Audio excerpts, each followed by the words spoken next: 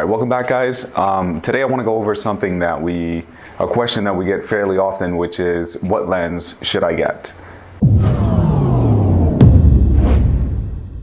The answer for this is a little bit more complicated than just here, get this lens and this is the perfect lens for everything. Usually what I try to do is narrow it down by, okay, what are you trying to achieve with this lens? What are you trying to get? So are you trying to shoot landscapes? Are you trying to shoot more portraits? Are you doing more for a vacation? What is the purpose of it? So today I want to go over what lens I would recommend if you're getting a lens for portraits. The lens that I usually use is the 85mm 1.4, which is this guy right here. It's the Sigma, the first generation. They have a newer one, which is an art lens, and that one I haven't really played with.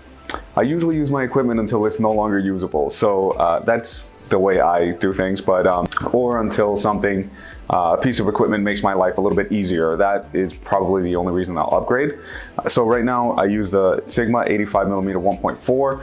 Brand new, that thing was, I think, about maybe 900, 1,000, somewhere around there. Another option that I would recommend is getting the 85mm 1.8, which is, this is a Nikon version, obviously, since we shoot Nikon, or I shoot Nikon here. You shoot Canon, they have a 1.8 version, and I think pretty much every manufacturer has a 1.8 version. It's about half the price, more or less.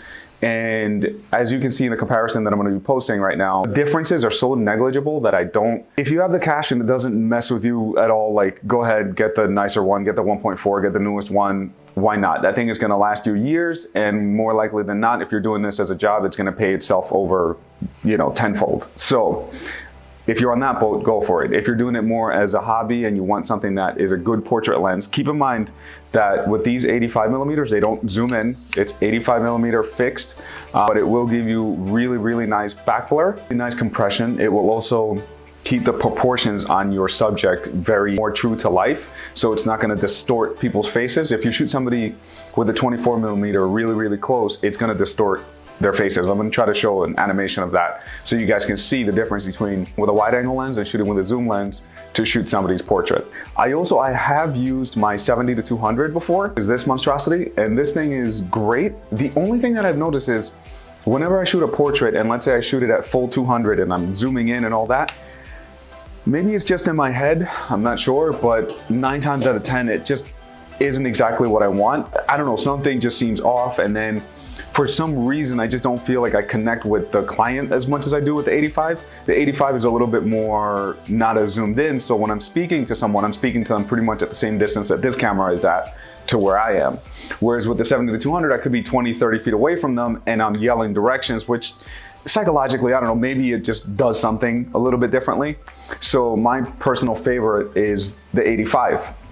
I know that some of the guys that I speak with, they shoot with the Sigma 105mm 1.4, and that is a great lens, but I just feel like the 85 is a little bit better, just because if I'm in a tight room and we're shooting like the groom getting ready or the bride getting ready, the 85 I can back up pretty much into the wall of the hotel and probably get like a nice 3/4. Whereas with the 105, it's going to be a little bit more tricky because it's going to be more zoomed in. It's not going to give you as much versatility in a smaller space. If you're shooting outdoors and you have the room, the 105 I think is a nice option too. I do think it's a little bit more expensive, so look into that. So I hope this helps. I wanted to make this one a little bit short. I hope this helps answer that question. If you want a nice portrait lens, keep in mind it doesn't zoom in. It gives you beautiful background blur.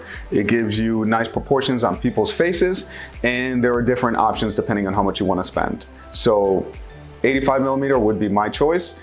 If you guys have any questions, or if you want to see any other what kind of whatever I should get, let me know and I'll fill you guys in on what we use.